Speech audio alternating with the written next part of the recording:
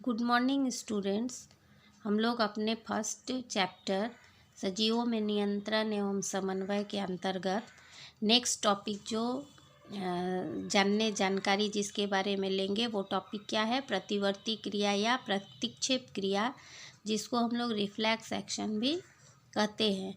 तो हम लोग आगे देखें कि जंतुओं में दो प्रकार की क्रियाएं होती हैं। इनको हम लोग ऐच्छिक क्रियाएं या वॉलेंट्री एक्शंस और अनैच्छिक क्रियाएं या इनवॉलेंट्री एक्शंस के रूप में जानते हैं। तो आगे हम लोग देखें कि ये दोनों तरह की क्रियाएं क्या होती हैं जो जंतुओं में होती हैं। तो फर्स्ट है ऐच्छिक क्रियाएं या वॉलेंट्री एक्शंस। ये किस प्रकार की क्रियाएं हैं, आगे हम लोग इसको देखते हैं। तो ऐच्छिक क्रियाएं वे सारी क्रियाओं को कहते हैं जिन पर केंद्रीय तंत्रिका तंत्र के अवयव मस्तिष्क या ब्रेन का नियंत्रण कंट्रोल होता है। और ये क्रियाएं तंत्रिकाओं की चेतना एवं इच्छा शक्ति पर निर्भर करती हैं। यानी ये जितनी भी ऐच्छिक क्रियाएं हैं वो जंतुओं की इच्छा शक्ति पर निर्भर करती है। जंतुओं की इच्छा शक्ति का प्रभाव इनके ऊपर होता है और इन क्रियाओं को जंतु सोच समझकर अपनी इच्छा से करता है। जैसे परीक्षा के दौरान प्रश्नों के उत्तर देना, शतरंज का खेल खेलना, शत्रु को देखकर उनसे बचने का रास्ता निकालना, बोलना, लिखना। तो हम लोग यहाँ क्या देखें कि ये जितनी भी क्रियाएं हैं वो जंतु अपनी इच्छा से करती है और इन क्रियाओं पर मस्तिष्क या ब्रेन का कंट्रोल होता है। दूसरी तरह की क्रियाएं जो है अनैच्छिक क्रियाएं या इनवॉलेंट्री एक्शंस, ये ऐसी क्रियाएं हैं जिन पर जंतुओं की इच्छा शक्ति का प्रभाव नहीं रहता। ये कंटिन्यू होती रहती हैं क्योंकि इनके लिए सोचने समझने की ज़रूरत नहीं पड़ती। अतः इन पर मस्तिष्क का कोई नियंत्रण नहीं रहता, बल्कि किसका नियंत्रण रहता है ऐसी क्रियाओं पर? खास रूप से रीढ़ रज्जु या स्पाइनल कॉर्ड का नियंत्रण होता है। जैसे श्वसन, पाचन, जम्हाई लेना, छींकना, हृदय की धड़कन, वृक्क का या किडनी का उत्सर्जन कार्य, ये सभी क्रियाएं अनैच्छिक क्रियाओं के रूप में हम लोग जानते हैं। तो आगे हम लोग देखेंगे कि प्रतिवर्ती या प्रतिक्षेप क्रिया या रिफ्लेक्स एक्शन जो है वो भी एक प्रकार की अनैच्छिक क्रिया या इनवॉलेंट्री एक्शंस के रूप में हम लोग जानते हैं। वो भी एक प्रकार की अनैच्छिक क्रिया है जो अचानक ही जंतुओं के शरीर में होती है।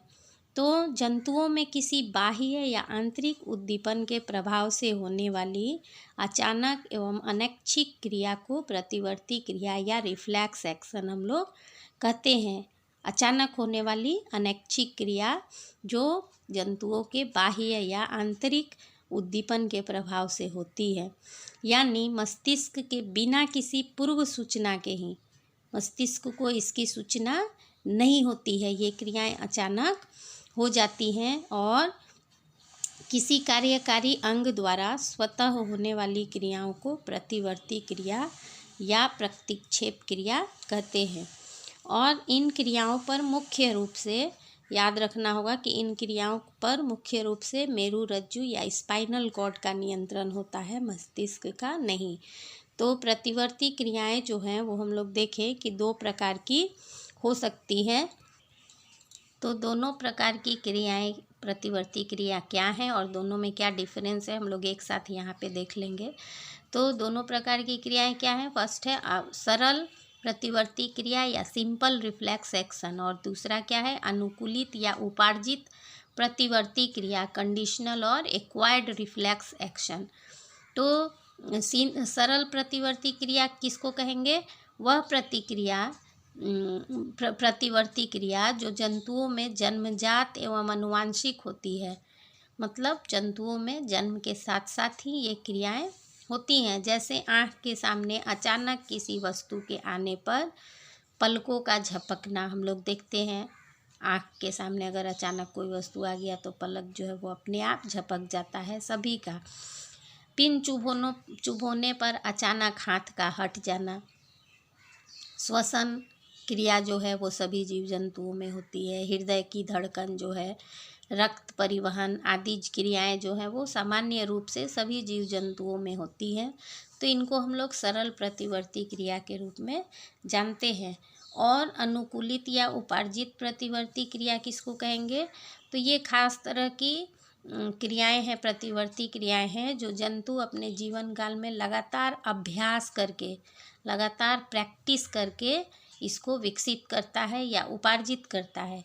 जैसे साइकिल चलाना, टाइप करना, भोजन को देखकर मुंह में पानी आना, ये सभी जो अनुकूलित या उपार्जित प्रतिवर्ती क्रियाएं हैं वो लगातार अभ्यास के फलस्वरूप जीव जो है वो उपार्जित करता है, इक्वाइर करता है। तो दोनों प्रकार की हम लोग प्रतिवर्ती क्रियाओं के बारे में देखें। अब हम लोग यहाँ एक चीज़ और देख लें कि प्रतिवर्ती क्रिया की खोज जो है वो किसने की थी? मार्शल हॉल ने की थी। और एक और प्रयोग रूसी वैज्ञानिक पैवलोव ने किया था सर्वप्रथम।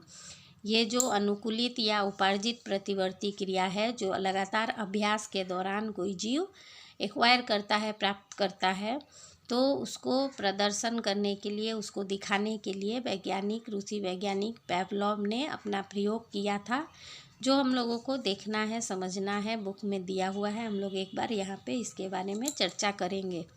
तो उन्होंने क्या प्रयोग किया था, यहाँ बुक में हम लोगों को दिखाया भी है, यहाँ हम लोग समझेंगे। तो हमने अपने प्रयोग में क्या दिखाया था कि एक निश्चित समय पर कुत्ते को भोजन दिया जाता था।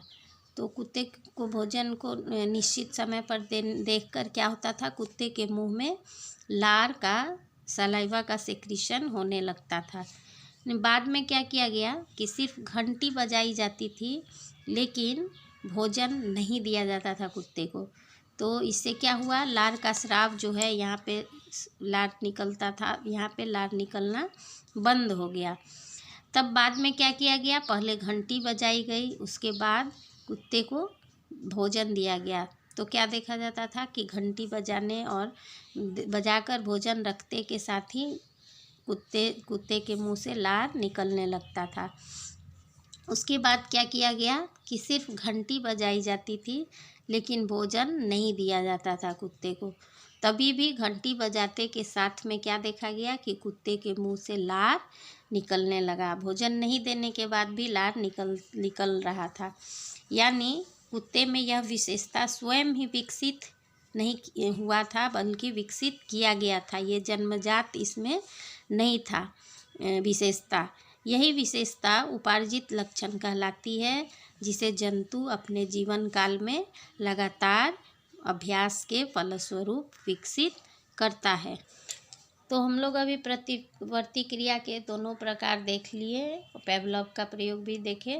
अब हम लोग प्रतिवर्ती क्रिया की क्रिया विधि, मैकेनिज्म ऑफ रिफ्लेक्स एक्शन, कैसे प्रतिवर्ती क्रिया संपादन होता है उसके बारे में देखेंगे। तो प्रतिवर्ती क्रिया जो है वो बहुत ही तीव्र गति से होती है, जिसके कारण यह क्रिया पूरा होने में बहुत ही कम समय लगता है। जैसे हम लोग देखें, टोड में यह क्रिया 100 किलोमीटर प्रति घंटा के चाल से, स्पीड से, और मनुष्य में 320 किलोमीटर प्रति घंटा की दर से होती है। यानी इसकी स्पीड बहुत ही ज़्यादा होती है, तीव्र गति से यह क्रिया होती है। पैर में अचानक कांटा चुभने से पैर का अचानक हट जाना, यह एक प्रतिवर्ती क्रिया का उदाहरण है। और अचानक हाथ का किसी गर्म चीज़ से टच हो जाना, तो हाथ हम लोग क्या करते हैं, अचानक खींच लेते हैं। तो ये भी प्रतिवर्ती क्रिया का उदाहरण है। तो हमारे पैरों में कांटा को चुभाने पर संवेदी कोशिकाएं जो हैं, उनकी प्रतानिकाएं या डेंड्राइट जो है, वो इस उद्दीपन को ग्रहण कर स्पाइनल कॉर्ड के धूसर द्रव्य या ग्रे मैटर में पहुंचाती है। और ग्रे मैटर कहाँ है, रीढ़ रज्जु का, स्पाइनल कॉर्ड का। तो स्पाइनल कॉर्ड उद्दीपन के अनुरूप आवश्यक संवेदनाएं जो हैं वो चालक न्यूरॉन द्वारा पैरों की पेशियों तक पहुंचाता है, जो इस क्रिया में प्रभावी अंग है। प्रभाव कहाँ से हम लोगों को मिलता है, पेशियों से। और पेशियां क्या करती हैं, हाथ को, पैर को वापस खींचती हैं। तो इस प्रकार पैर की पेशियों में तुरंत संकुचन होता है, जिसके फलस्वरूप पैर जो है वो तुरंत हट जाता है। तो यहाँ हम लोग चित्र की सहायता से यहाँ पे हम लोग प्रतिवर्ती या रिफ्लेक्स एक्शन को समझने की कोशिश करते हैं। तो ये देखते हैं हम लोग, पैर में पिन चुभता है। पिन चुभने से जो इसका जो संवेदना है, इसको जो ग्रहण करने का काम है वो त्वचा के द्वारा होता है। त्वचा यहाँ पे संवेदी अंग या ग्राहक अंग के रूप में काम करता है। तो त्वचा इसको क्या करता है, संवेदना को ग्रहण करता है। ग्रहण करके और ये क्या करता है, संवेदी न्यूरॉन, ये जो संवेदी न्यूरॉन है उसमें, उसके द्वारा ये कहाँ पहुँचता है, रीढ़ रज्जु। ये जो पोर्शन है वो रीढ़ रज्जु स्पाइनल कॉर्ड का है। स्पाइनल कॉर्ड का ये ग्रे मैटर और बाहर की तरफ क्या है, वाइट मैटर। तो ये जो सेंसरी न्यूरॉन है या संवेदना न्यूरॉन है, वो संवेदना को कहाँ तक ले गया, ग्रे मैटर तक, रीढ़ रज्जु के ग्रे मैटर तक ले गया। और ग्रे मैटर में रिले सेंटर होता है, यहाँ पे रिले सेंटर होता है जो संवेदना को क्या करता है, ब्रेन तक भेजता है, जहाँ से आदेश जो है वो ग्रेन मैटर में आ जाता है, ग्रे मैटर में। और ये आदेश जो है वो बाहर की तरफ, यानी इधर से पुनः वापस आता है, बाहर की तरफ लाने का काम किसका है, मोटर न्यूरॉन या चालक न्यूरॉन जो यहाँ से जुड़ा हुआ रहता है, वो चालक न्यूरॉन क्या करता है, रिले सेंटर से जुड़ा हुआ रहता है चालक न्यूरॉन। चालक न्यूरॉन जो है वो जो आदेश मिला ब्रेन या रीढ़ रज्जु के द्वारा, वो बाहर लाता है पेशियों तक। तो ये बाहर लाने का काम किसका है, मोटर न्यूरॉन का या चालक न्यूरॉन के द्वारा ये, इसलिए चालक न्यूरॉन को मोटर पाथ भी कहा जाता है। और ये आदेश मांसपेशियों तक लाता है और मांसपेशियों में क्या होता है, संकुचन होने लगता है और इससे हाथ या पैर जो है वो ऊपर उठ जाता है। तो इस तरह से ये क्रिया जो है वो इतनी तीव्र गति से होती है कि बहुत जल्दी ये क्रिया जो है वो हो जाती है। तो यहाँ पे हम लोग ये जो एक पाथ देख रहे हैं, जिस पाथ के द्वारा ये क्रिया जो है वो कंप्लीट होती है, उसको हम लोग क्या कहते हैं, प्रतिवर्ती चाप या रिफ्लेक्स आर्क। तो अभी हम लोग इसको चित्र के माध्यम से समझे। हम लोग देखेंगे कि रिफ्लेक्स चाप या प्रतिवर्ती आर्क किसको कहते हैं। तो प्रतिवर्ती क्रिया जिस रास्ते के द्वारा संपन्न होती है, उस रास्ते को, उस पाथ को प्रतिवर्ती आर्क कहते हैं। और प्रतिवर्ती आर्क जो है वो 5 रचनाओं के द्वारा, हम लोग आगे ही देखें, 5 रचनाओं के द्वारा कंप्लीट होता है। फर्स्ट है संवेदी अंग या ग्राहक अंग, रिसेप्टर, जिसमें हम लोगों का त्वचा, पेशियाँ या अन्य अंग जो है जो उद्दीपन को ग्रहण करते हैं, स्टिमुलस को ग्रहण करते हैं। जैसे कांटा चुभा तो उसको ग्रहण कौन किया, त्वचा। तो ये सब ग्राहक अंग होगा। दूसरा अंग जो इसमें है, तंत्रिका न्यूरॉन या सेंसरी पार्ट, जिसके द्वारा तैयार होता है। तो ग्राही अंगों के उद्दीपन का संचरण संवेदी न्यूरॉन के द्वारा ग्रे मैटर तक होता है। तो इसको हम लोग क्या कहते हैं, तंत्रिका न्यूरॉन। दूसरा पार्ट क्या है, तंत्रिका न्यूरॉन। तीसरा जो पार्ट है वो रीढ़ रज्जु या तंत्रिका के केंद्र, स्पाइनल कॉर्ड और नर्व सेंटर जो है, मस्तिष्क और रीढ़ रज्जु संवेदना न्यूरॉन द्वारा लाए गए सूचनाओं के आधार पर उचित आदेश देने का कार्य करता है। इसलिए ये तीसरा पार्ट क्या हुआ हम लोगों का, रीढ़ रज्जु या तंत्रिका केंद्र। चौथा जो है वो चालक न्यूरॉन। चालक न्यूरॉन क्या करता है, तंत्रिका केंद्र द्वारा दिए गए आदेश को संचरण करता है, कहाँ तक, कार्यकारी अंगों तक, यानी मांसपेशियों तक। और इन्हीं मोटर न्यूरॉन्स के द्वारा प्रेरक मार्ग या मोटर पाथ जो है वो निर्मित होता है। और पांचवा अंग हम लोगों का क्या है, अभिवाही अंग या एफेक्टर्स, जो प्रभाव को दिखाता है। तंत्रिका केंद्र या नर्व सेंटर द्वारा प्राप्त आदेशों को पेशियों द्वारा उस प्राप्त आदेशों के अनुसार पेशियों द्वारा जो कार्य संपन्न होता है, यानी हाथ या पैर को उठाना, खींचना, वो कार्य का संपादन पेशियों द्वारा होता है। तो पेशियां यहाँ पे क्या करती हैं, अभिवाही अंग या इफेक्टर का कार्य करती हैं। अब हम लोग देख लेते हैं प्रतिवर्ती क्रिया के लाभ, एडवांटेजेस ऑफ रिफ्लेक्स एक्शन। तो प्रतिवर्ती क्रियाओं पर रीढ़ रज्जु का नियंत्रण होता है, स्पाइनल कॉर्ड का नियंत्रण होता है, हम लोग आगे ही पढ़े। तो जिसके कारण मस्तिष्क का कार्यभार जो है वो कम हो जाता है और स्पाइनल कॉर्ड का नियंत्रण होने से अचानक होने वाली प्रतिवर्ती क्रियाएं जो है वो शीघ्र ही संभव हो जाती हैं, क्योंकि इसमें सोचने विचारने का समय जो है वो नहीं देना पड़ता है। सोचने समझने में तो समय लगता है ना, तो समय इसमें कम समय में ही काम हो जाता है, क्योंकि यहाँ पे सिर्फ स्पाइनल कॉर्ड के द्वारा ही आदेश जो है वो मिल जाता है। तो विश्राम की अवस्था में भी हम इन प्रतिवर्ती क्रियाओं को के कारण अपनी रक्षा करने में समर्थ होते हैं। जैसे हम लोग देखते हैं सोते समय भी अगर मच्छर हमें काटता है तो हमारे हाथ जो है वो अपने आप उठ जाता है।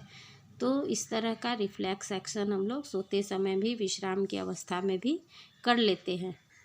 तो इस प्रकार हम लोग प्रतिवर्ती चाप या रिफ्लेक्स एक्शन के बारे में जानकारी लिए, जितना हम लोगों के सिलेबस में था। अब हम लोग नेक्स्ट जो है वो संवेदी अंग के बारे में, खास करके आँख के संरचना के बारे में अध्ययन करेंगे।